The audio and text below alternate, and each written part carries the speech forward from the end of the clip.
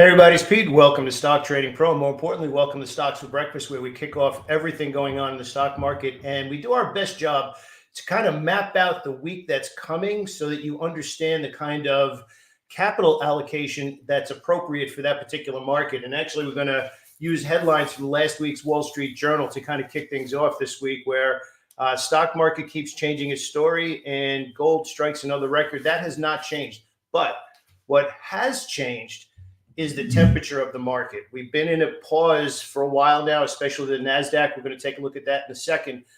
But as we've been talking about, if you're a regular viewer of the channel, you know that we've been on top of this, is the heavy volume on the down days that was kind of precipitating the bearish move that we just had. So we're going to map out the economic data that's coming out this week. We have some big earnings coming out this week. Goldman Sachs this morning, if you happen to be watching this on Monday. And whether or not relative strength plays are worth it right now. So in other words, is buying the dip the right play right now, or is taking profits and then getting a little bit more patient waiting for the new entry the right play? We're going to map all of that out this week. It's actually pretty important to really have a good game plan for what kind of risk. And that's really the big thing we're going to talk about. We're going to kind of pile on the reasons for taking risk or not taking risk, and what that means for your initial capital contribution. So stick around. I'll be back in just 1 second. Okay, so obviously everything we talk about here is for educational purposes. It is my mission to help you make better decisions, but ultimately that final decision is yours. By the way, if we do a good job and you find this video helpful, if you could do me a favor, subscribe and hit that thumbs up button, because it actually lets me know if I'm doing a good job and if I'm hitting on the key points that are important to you. So the first thing that we want to talk about heading into this week, which I think is one of the most important things, obviously we have some earnings coming out, but it is the economic calendar for this week that really matters. And if we kind of work our way through what's unfolding this week, you can actually see here initial jobless claims. Obviously, that's a big one, crude oil, but Fed Chair Powell speaking is a really, really big one. Now, the key that we need to understand this week is that there is kind of a tsunami of data that's unfolding in the bigger picture right now. And we're kind of wording this as the Fed is screwed. There's something going on right now where the Fed mandate is obviously to keep prices at a reasonable level, which is inflation. And the number one way that they do that is with interest rates, right? So you have this kind of playing around where it's a balance that they're trying to make, where as inflation changes, interest rates change to kind of make sure that the economy doesn't overheat. Because if the economy overheats, then it's going to be very hard for them to lower interest rates. The problem we have now is the last few data points that have been coming out, which are obviously gross domestic product, which is the economy, and employment, which is how well people are out there working, have both also been coming in hot. So with those two things coming in hot, it's very hard now for the Fed to keep, a quasi-promise. They kind of implied it, but the lowering of interest rates for the amount of times that they're going to do it this year. And last year, the stock market rallied hard, and it rallied for basically around 24 weeks. That tone has changed right now. Now, the biggest thing I want to get across here is that what we really need to understand is, based on the market conditions and how things are unfolding, what does that mean for capital allocation? Now, again, everything's for educational purposes. I'm showing you what I do, which is when the market gets a little bit less clear, when the big, beautiful trend is not necessarily to the upside anymore and things start to crack, what does that mean for capital allocation? Now, again, what professional traders do is we're constantly weighing how obvious is the bullish side of the market, and what does that mean for the initial amount of money that I want to put into a trade. So that means obviously you need some sort of structure for telling you what that looks like. So obviously that means we have to pop on over into our handy sector rotation. And you can see the last 2 weeks in the market have been pretty darn ugly. Friday actually closed pretty weak, and even some of the leading sectors took a hit on Friday as well. So that begs the question right now: what is the next best play? there has been a lot of, dare I say, easy money, easy trades that have been on the market for a long time. And 24 weeks, that's a massive, massive rally. And I hope everybody took advantage of it. The question now at this point is the stock market turning bearish, or are we simply seeing a long overdue pullback that is finally setting up some good risk reward? Now, if you're not really kind of familiar with what we're talking about there, I just want to make it so that everybody is completely on the same page. When we choose to accept risk, which means that we decide to put a new trade on, we're doing so because the amount of money that we need to risk on that idea is justified, because the next likely move higher will pay for that risk, even if it doesn't happen to work out. So basically what we mean is, over a bunch of trades, if we take the right risk with the right likely reward, we should end up on the positive side of the ledger.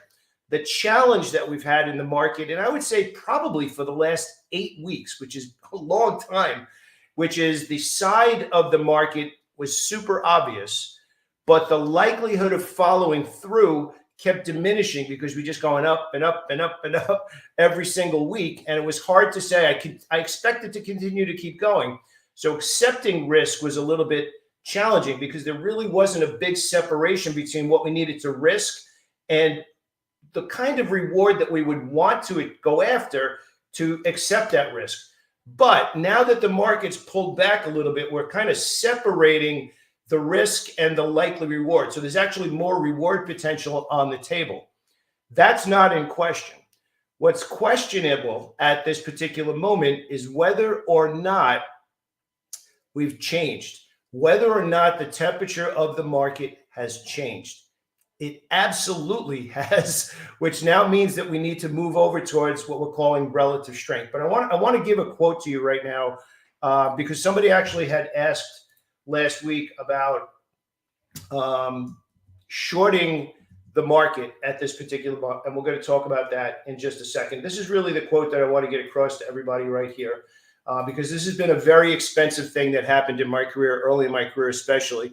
The first warriors through enemy lines take the arrows. Now, essentially what that means is if we're looking at the S&P 500, which we typically track using the SPY, we've clearly broken, right? We've clearly broken down. We had these bigger negative days on heavy volume, and you can see that, right? If you're a regular viewer of the channel, you know we've been talking about this for a while now, right? But does that mean that it's time to start trading in the other direction? That's really the big question on everybody's minds right now. And I just want to be clear about this, that I'm very transparent. When I first started trading in April, oh my God, it's almost in 2 days. April 17th of 2000 was when I first became a full-time stock trader. Even though I was trading commodities before that, oh man, it's 24 years in 2 days. That's crazy. One of the biggest mistakes that I made was trying to pick the top or the bottom because they simply were starting to roll over a little bit. And in my mind, I was like, oh my gosh, this is amazing. I'm going to get the best price here. And if this thing continues to move down, it's going to be an amazing, amazing move that I'll be capturing, right? The problem was most of those pullbacks were nothing more than profit taking in a much bigger move to the upside. And I made that mistake. I'll be the first to admit that, right? But I was a rookie trader. All of us together now, we're a community. We're not rookies anymore, right? So we understand that short selling the first sign of weakness is a very, very challenging way to make a living. And remember, one of the things we talk about a lot in our coaching community is that there's a lot of decisions that you could potentially make. And short selling a strong move is one of them, but it's not the best one. So what we need to do right now is we need to take a look at the market recently and ask ourselves which stocks are showing relative strength, which means which stocks did not go down when the market went down. So in other words, there's buying pressure under there. There was less bearish news to have those stocks pull back. And the market is anticipating further good earnings, which we're going to talk about earnings season in a second, holding those stocks up. So the language that we want to talk about here is relative strength and holding the bid. So first, the very first thing that we do is we always assess the market. And we typically look at the big three, the NASDAQ, the Dow, and the S&P. And we get a clear picture of, can I say this is obvious And what does that mean for my conviction? That's the very first thing that we should be doing. So if we take a look at the big three, we've just made the assessment, and we have been, that the heavier down days or the heavier volume days in the market have been on the bearish side. So this pullback is not exactly shocking to us. If we go over to the NASDAQ, which actually has been the market leader, it's kind of holding up despite all the stuff that's going on with semiconductor stocks and probably AMD in that big move to the downside, really kind of taking it on the chin here. The NASDAQ is actually kind of hanging in there pretty good, right? Even the NASDAQ composite last week made new all-time highs.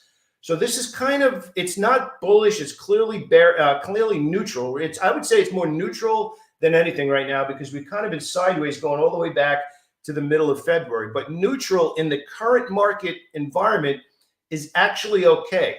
So NASDAQ is technically holding the bid right now. And now the next thing to do would be to take a look and see which stocks in the NASDAQ are holding the bid, and would they be potential opportunities to get as a buying opportunity. Now, the Dow is a little bit different. The Dow is actually kind of taking it in a much, much worse way. And the bigger clues that are important in the Dow are the bearish gaps. So a gap is actually when a stock opens up outside of the previous range. A lot of people make a mistake saying a gap is when a stock opens higher or opens lower, and that's actually not the case. A gap means it needs to be outside of the previous range. So technically, this is a gap. This is a gap because it opened up outside of that one. That happened to be a bullish gap. And then we have this bearish gap down over here. So the part that concerns me the most about the Dow Jones Industrial, for the most part, are the bearish gaps that got follow through, and obviously the percentage of the move to the downside, which is pretty big. Now, what a lot of professional traders do is you start to then take a look at what levels are significant to other traders. And generally speaking, the 50-period moving average is a big one. This is kind of like the line in the sand for swing traders, which is what I consider myself to be, a swing trader. That's the bullish line in the sand. The 200-period moving average is probably for the investing side of things, that longer-term bullish or bearish market using the 200. But for swing traders, the 50-period moving average, the simple 50-period moving average, which is the one that I use, is kind of what tells me, okay, we're still pretty good to be looking for buying opportunities, but that has changed over the last week or so. Now, if we kind of compare that to the S&P 500, we're literally holding that spot. And in the QQQ, we are holding it as well. So what does that mean? What does that mean for going into this week? Well, we have a little bit of economic data coming out this week. We have bank earnings coming out this week. Actually, let's take a look. At last I looked, Goldman Sachs did not report yet. All right, looks like Goldman reported 5 minutes ago. It looks like the market so far is interpreting that as good, which is the opposite of some of the other financial institutions that reported, specifically Citigroup, JP Morgan, State Street, actually. That's the first one we're going to talk about. Which is from a relative strength perspective. So I want to just bring that up to you again. Relative strength implies over a certain period of time you're watching that stock held up when the rest of the market pulled back. Now, depending on what your time frame is, you could be measuring relative strength for your personal trading objectives. So in other words, if you're a day trader, you might be going into the market, and let's actually kind of do this as a scan together, which is kind of fun. So let's say that we happen to be looking as a day trader, and we're looking for opportunities that we could be looking at the next day because they had relative strength, right? So we'll do this about day trading and swing trading. So if we go into a screener, we need some minimum criteria, right? We need to say, what is the minimum volatility and volume criteria that I might be looking for? So we hop on over here to volume, and let's just say we're looking at stocks that have over 1 million shares average volume. You can see we knocked out about 5,000 stocks there. And let's say that we have at least $1.50 average true range. So that's kind of the volatility of the stock, right? That's just the minimum criteria before we even look at stocks. And that only brings up 460 stocks. And we haven't even looked at whether the stocks were bullish or bearish, okay? So let's just put some simple criteria in here. And let's say that we want to be above the 20-period moving average. That knocked down 350 stocks. Now, before we move a little bit further, I just want to be super clear about this. This is what it takes, okay? Just trading stocks for the sake of trading them. Maybe they're your favorite stocks. Maybe you heard about them somewhere. That's not what I do. And it's certainly not what I teach. We need minimum criteria that tells us it's okay for us to jump in the water because it has liquidity. Liquidity means that there's institutional attention. Institutional attention is what somebody is looking for to have those stocks move. When institutions are paying attention to a stock, that's what creates the volatility. So the volatility is measured by average true range. Fancy terminology, right? Don't let that dissuade you from looking at it. Average true range simply means what does it move on average from the low to the high. Most softwares calculate that over a 14-day period. So we have average volume, which equals institutional attention. And number two, we have average true range, which indicates volatility. So we want those two things before we even look for a trade. So if we're looking for trades that followed through and had relative strength on Friday, relative to the market getting hit, we'd want to look at two things: which stocks were positive and which stocks were positive from the open. So that tells us that those stocks had relative strength on Friday, and we would be looking for those stocks to be following through today as a day trade, as a short-term trade. So if we kind of keep adding that criteria, we have the 20-period moving average. We look at a gain of positive, and that's all the way down to 71 stocks already. And then we want change from the open, and I like to go by 1%. So just these two stocks, and actually I don't want to have any ETFs in there either. STT is the only one that meets that criteria from Friday. So you see how you kind of narrow that down, and you might be like, oh my gosh, there's not that many stocks. How am I supposed to make any money? You'd be like, well, you only want to put your money in the ideas that have the highest probability of following through. So because STT had earnings last week, it actually not only held the earnings reaction, the earnings catalyst, but it also held it throughout the day. So there's a little bit more that goes into this, but if we really kind of want to really just give you a good visual on this, STT, which actually held above the opening price and will probably get a little bit of a boost from Goldman Sachs today, you can see the relative strength that the stock had on Friday. Now, again, this is by no means exhaustive, but I want to point you in a direction to know that it's better to have criteria than it is to just be trading your favorite stocks. It needs to meet criteria because the likelihood of following through is the whole point of why we're choosing to accept risk in the first place. So if we widen this criteria just a little bit, and let's say it doesn't even need to be above the 20-period moving average, that brings up a few stocks as well, and these are all financial stocks. So the financial stocks, let me get myself off of there. The financial stocks that have reported earnings are the ones showing relative strength at this particular moment. Okay, so it's something to keep in mind. Now, if we're looking at a little bit longer time frame, we'd be looking at performance over the last 5 days, and we'd be looking at the week being up, and now we changed a little bit. So we actually have now two different stocks that meet that criteria. So there's a lot going on. Actually, there's a lot going on in there to really kind of start to whittle that down. Now, there's a bigger list of stocks that I actually have that I have for the community this week, which could kind of break it down. And we run about 20 different scans over the weekend to come up with the ideas for the next day, which obviously in this case is Monday. So what I want to challenge you to do, and actually, I want to just bring this in here for a second, right? Lionel is saying something that's incredibly important. I want to give him all the credit in the world for this, okay? This is something that a lot of traders do not do, and more people should.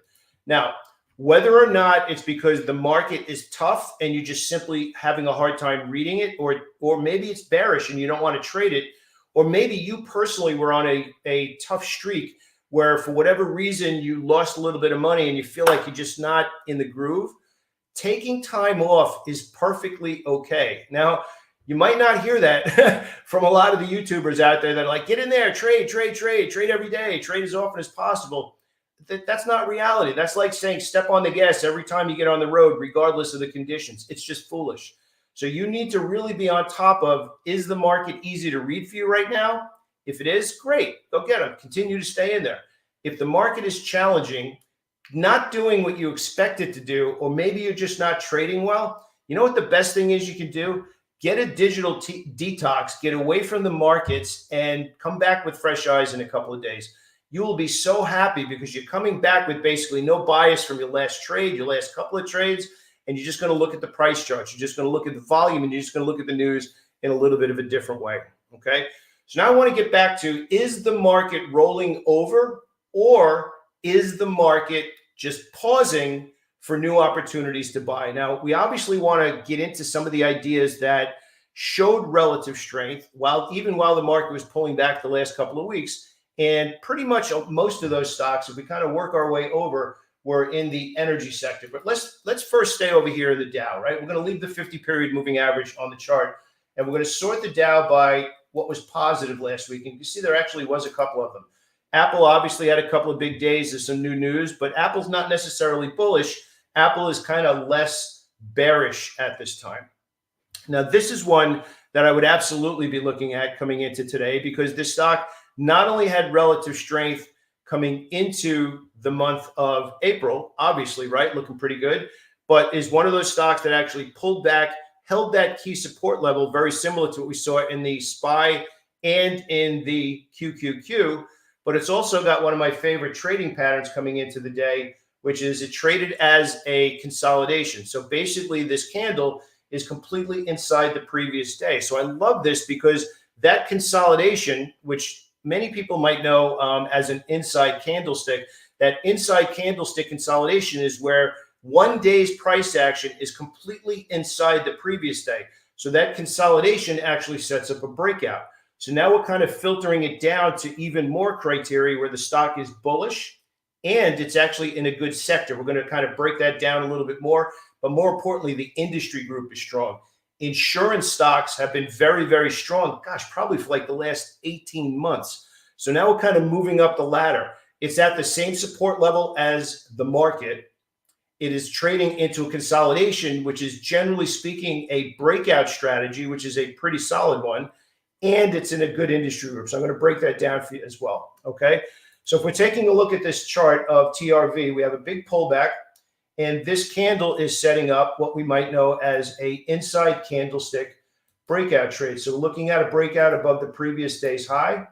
And the stop loss, generally speaking, on these kinds of setups is below the previous candle's low. So relatively, not really that much risk on the trade. And one of those trades where you'll typically be wrong really quickly for a small loss, provided you have discipline. And if it does follow through, what we'd be looking for is at the very least a retest of this level up here, 232. So it's roughly $12 between the risk on this candle, which is roughly $2. So we're essentially risking $2 for a potential $6 profit. So if you remember we talked about at the beginning of today's call, where when the market just kept going up and up every day, there really wasn't that much separation between the risk and the next likely reward. But in this particular case, because the stock has pulled back, it increased the reward potential for the risk. And in this case, the risk on this trade is $2 in exchange for 12. So that's a 6-to-1 risk reward. I'm okay with that. That's actually a pretty solid setup, one that I would personally consider myself, okay? Which obviously I am. It's a part of the game plan. But we could make the idea even better, okay? We're going to get into the market in just 1 second. So what we want to do now is we want to type in Travelers, TRV, and we're going to go a little bit past financials, and we're going to go into insurance, property, and casualty. And when we break that down, obviously there's a ton of stocks, but remember what we just talked about with minimum criteria, right?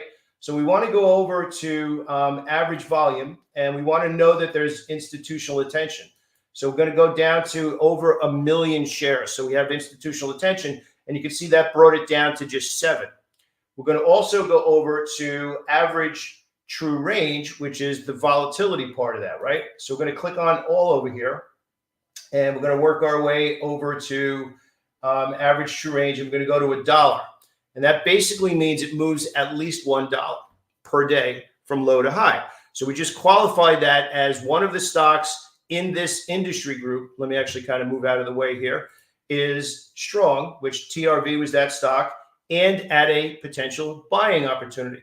So what we're looking to do now is we are looking to add conviction to our idea in Travelers, because other stocks in the sector, if they are, which kind of doing this on the fly, are giving us validation that there's institutional support, and that would give us more conviction for looking at the trade in Travelers that we just mapped out with that 6-to-1 risk reward ratio. So if we kind of go on over into the charts now, you can clearly see that all of them have been in a pretty good move other than the pullback that they just had recently. So the sector is financial, which took a little bit of a hit on earnings last week, maybe a little bit of a recovery this morning from Goldman Sachs and the other ones reporting, which is also Schwab and MTB Bank. But relatively speaking, they're all still strong other than the pullback from last week. So this kind of gives me a little bit more conviction in the idea. Now, prior to looking at stock-specific ideas, we need to pay attention to what's going on in the market and the likelihood of the market following through. So I want to just give you the thought process of what I'm thinking right now and how things could potentially play out over this earnings season. This earnings season is going to be a challenging one. And the reason I say that is not necessarily because stocks are going to report bad earnings, but the expectations from the previous couple of quarters based on artificial intelligence stocks and a few other things, those expectations are so high right now that bar has been raised where even if they just meet expectations, the market is going to see that as disappointing. So what I want to do now is I want to kind of break into the economic trader hat and just give everybody a little bit of a different perspective and break down what I'm seeing in the market and why I think that we are more likely to be going sideways for this earnings season than up or down. I think the underlying strength in the market is still pretty strong, but I think that what the market and many investors have been waiting on, which is the Federal Reserve lowering interest rates, I think they're going to have a hard time making that decision. And what I want to do now is kind of outline why. Okay, that's the big thing I want to talk about, right? But what I do want to do is I want to give you a visual. We just broke down relative strength, right? What I want to do is give you a little bit of a list, so to speak, where we kind of break down some stocks that are strong relative to what the market did recently. So I want to bring this up for you on a map, actually, and you can kind of see here, not only on Friday, and what I would recommend doing, obviously we go through these videos pretty quickly. What I would recommend doing is pulling up this particular stock and this list of stocks, this heat map, and start here. Because if you're bullish and only bullish, like a lot of people are, you don't want to be trading the stocks that are exhibiting higher than level selling pressure. You want to get in there and look at stocks that have relative strength in two different perspectives. Number one, from Friday when the market got clubbed and these stocks stayed strong. So these would be the first ones that I would be looking at because they held the bid and they had institutional support. Remember, stock market is so much easier when you stop trying to predict or forcing it to do what you want it to do, as opposed to simply saying, I'm looking for stocks that are going up just so that I could hop on board and find a good risk reward, as opposed to waiting for something to reverse. So this first list of stocks had relative strength with good volume on Friday. So this is the first list I'd be looking at. So you could actually see here what they are. And then even more importantly, you want to be able to dive into them, into the sectors, and pay attention to which sectors and how many stocks. Now, one thing that stands out pretty strongly over here is basic materials is still relatively strong. And if we go into our metrics, basic materials has actually been the number one for a while. You can actually see here at the top that is kind of holding the bid, and it's been up there for a pretty decent amount of time. So what we're looking at here first are these copper stocks, and SCCO is probably one of the top stocks that I've been watching. Now you can actually see here, this is where technical analysis becomes really, really fun when you keep it simple. We're either looking for, it's either trending or it's not. You need to be able to answer the question, is it obvious? If the answer comes back no, which it wasn't here, you just leave it alone until it is. And then we know it is simply because volume increased, volatility increased. And again, volatility can be a very simple measure. We started to get bigger green candles compared to all these tiny ones. And those bigger green candles happened on increase in volume. So copper as a part of basic materials has been a pretty strong focus. So right now on my game plan for this week, I have SCCO, which had a little bit of selling on Friday. And I also have FCX, which had a little bit more aggressive selling on Friday. Now, what I would not like to see is this heavy volume reversal, but we're kind of really leaning more on this buying pressure than just this one day. Okay, so that's the first run through of ideas of what I'm looking at for this week. Now, we can't forget about energy. Energy has been just absolutely lights out. We'll actually go with one that everybody knows. ExxonMobil, after this breakout, just kind of followed through. And by the way, I want to come back. I just want to joke around about something because it's something that actually happens a lot in our community. Is when somebody takes a breakout trade and that breakout trade doesn't work out, and all of a sudden it's like, oh my God, breakout trades stink. They don't work, all that kind of thing. My perspective on breakout trades is they're the best trades in the world because typically on breakouts, you find out right away if you're right or if you're wrong. They either give you a very quick, small loss because first trade, boom, if it doesn't work, you kick it out, you pay that business expense and you go to the next trade. Or the ones that do follow through, they're the ones that bring home the bacon. And the phrase that we have in the community is real breakouts follow through. So if you get a trade that you have that breaks out and you take that trade and it's the right trade, you stack the order flow, right? You have order flow stacking in there where the sector's strong, the industry group's strong, the market's strong, and all the reasons in the world to buy it. If that thing breaks out and pulls back and it doesn't follow through, big deal. Take the loss, go to the next trade, see it as a business expense, and that's it. However, for those of you complaining that breakouts don't work, it only takes one that does follow through to pay for all the other ones. And that's actually what happened in Exxon here. So when you take a look at Exxon, again, keeping things simple, it doesn't need to be any more complicated than that. This is what's known as price discovery. Tried to get through, it couldn't. Tried to get through, it couldn't. Tried to get through, it couldn't. Oh, wait, we're testing it. And then we kind of blipped through there and look at how volume started to increase. So this one breakout trade wipes out all these other ones that didn't. So kind of getting back now into the groove of energy stocks, we want to break down the pullback that we recently had in energy stocks and maybe take a look at some ideas that are at or near what we would call trend line support. And by the way, we just talked about some stocks that were at support for the 50-period moving average. Look at how far above the 50-period moving average this stock is. It's a relatively inexpensive stock. This is absolutely a stock that's on my watch list this week because it's shown relative strength. It's in one of the strongest sectors in the stock market over the last 5 to 6 weeks, including basic materials as the other sector, and well above the minimum support that we're looking at in some of these other stocks. So CNQ is at the top of my list this week to be looking at some stocks showing relative strength for entries. Now, here's the most important part. Now, I want to focus on these 2 days that just pulled back versus the bullish rally that began in middle of February. We essentially have right now, let's actually go to the weekly chart. We essentially have 1, 2, 3, 4, 5, 6, 7, 8, 9 weeks of stacked order flow versus 2 days of selling. This is where traders get in trouble, is they have the sequence backwards and put too much emphasis on the last 2 days and not enough emphasis on the previous 8 weeks. So you can actually see here how we start to break down looking for ideas. Now, that's just the performance on Friday. Now we want to take a look and see how stocks have traded over the last 5 days and see if that situation has changed at all or gives us some new ideas. So now Google popped in here, and so did Team, and so did DDOG. So we have a couple of other ideas.